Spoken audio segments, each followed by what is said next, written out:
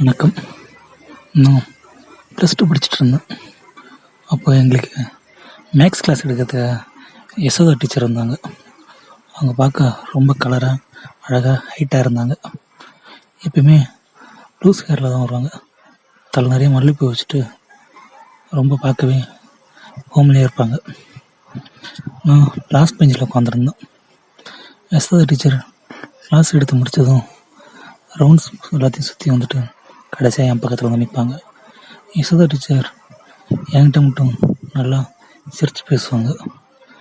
கிளாஸில் ஹோம்ஒர்க் யாரும் சரியாக பண்ணுறேன்னா எல்லாரும் திட்டுவாங்க. ஆனால் என்னை மட்டும் திட்ட மாட்டாங்க. அது ஏன்னு எனக்கே தெரியல. நான் மேக்ஸில் ரொம்ப வீக். அது கிளாஸில் உள்ள எல்லாருக்கும் தெரியும். ஆனாலும் யசோதா என்னை எதுவும் சொல்லாதனால பசங்க என்னையும் யசோதா சேர்த்து வச்சு பேசினாங்க. அது எனக்கு ஒரு மாதிரியாக இருந்தது. அடுத்த நாள் கிளாஸில் நான் சோகமாக இருந்தேன். யசோதா என்னை பார்த்துட்டு கிளாஸ் முடிஞ்சதும் என்னை வந்து பாருன்னு சொன்னாங்க. கிளாஸ் முடிஞ்சதும் அவங்க ரூமுக்கு போய் பார்த்தேன். என் கையை பிடிச்சிக்கிட்டு ஏன் சோகமாக உட்காந்துருன்னு கேட்டாங்க. இல்லை, உங்களையும் என்னையும் கிளாஸ் பசங்க ஒன்றா வச்சு பேசுகிறாங்க அப்படின்னு சொன்னோம். அவங்க பேசுனா கூட்டம் இந்த கதையில் வாங்கிட்டு அந்த கதையில் விட்டுட்டு போயிட்டே இருக்க வேண்டியதுன்னு. நாங்கள் சரி, நீ என் வீட்டுக்கு வரியான்னு கேட்டாங்க. எப்படி வர முடியும், எங்கள் வீட்டில் என்னை விட மாட்டாங்க அப்படின்னு சொன்னேன்.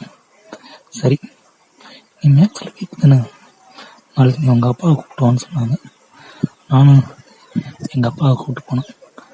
யசோதா டீச்சர், உங்கள் பையன் மேக்ஸில் ரொம்ப வீக்காக இருக்கான், இப்படியே போனால் ஃபெயில் ஆகிடுவான், அதனால் என்கிட்ட டியூஷன் அனுப்புன்னு சொன்னாங்க. நான் ஏற்கனவே ஒரு 10 பேருக்கு டியூஷன் எடுத்துகிட்டு இருக்கேன், அவனை சன்னாயிரம் மட்டும் அனுப்புங்க, பாஸ் பண்ண வச்சிடலான்னு சொன்னாங்க.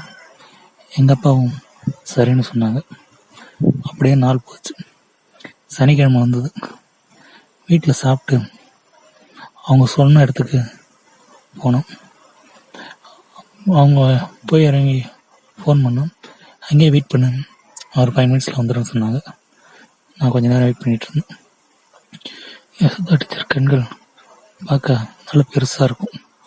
கண்ணை உருட்டி பார்த்தாங்கன்னா பார்க்குறதுக்கு அவ்வளோ அழகாக இருக்கும். சின்ன மூக்கு, லிப்ஸ் நல்லா ஸ்ட்ராபெரி மாரி ரொம்ப அழகாக இருக்கும். அப்போ 5 நிமிஷத்தில் யசோதா டீச்சர் வந்துட்டாங்க. என்ன வந்து ஸ்கூட்டியில் உட்கார சொன்னாங்க. நானும் உட்காந்தோம். போகும்போது ரோடு சரியில்லாமல் இருந்தது. நான் பின்னாடி நல்லா பிடிச்சிக்கிட்டேன். அவங்க ஒரு ஸ்பீட் பிரேக்கில் ஏறி இறங்கும்போது என்னால் கண்ட்ரோல் பண்ண முடியாமல் அவங்க இடுப்பை பிடிச்சிட்டோம். சாரி டீச்சர்னு பரவாயில்லன்னு சொன்னாங்க. பின்பக்கமாக செஞ்சதில் அவங்க முதுகு நல்ல மென்மையாக பஞ்சு மத்த மாரி இருந்தது. மனசுக்குள்ள பின்னாடி எப்படி இருக்குன்னு, முன்பக்கம் எப்படி இருக்குன்னு நான் நினச்சிக்கிட்டேன். போகும்போது வீட்டுக்கு போய் படிக்கலாமா இல்லை தோப்பு வீட்டுக்கு போய் படிக்கலாமான்னு கேட்டாங்க. எங்கே வேணாலும் போங்கன்னு சொன்னோம். சரின்னு அவங்க ஒரு தோப்புக்குள்ளே போனாங்க. அங்கே ஒரு வீடு இருந்தது. பார்க்கவே ரொம்ப அழகாக இருந்தது.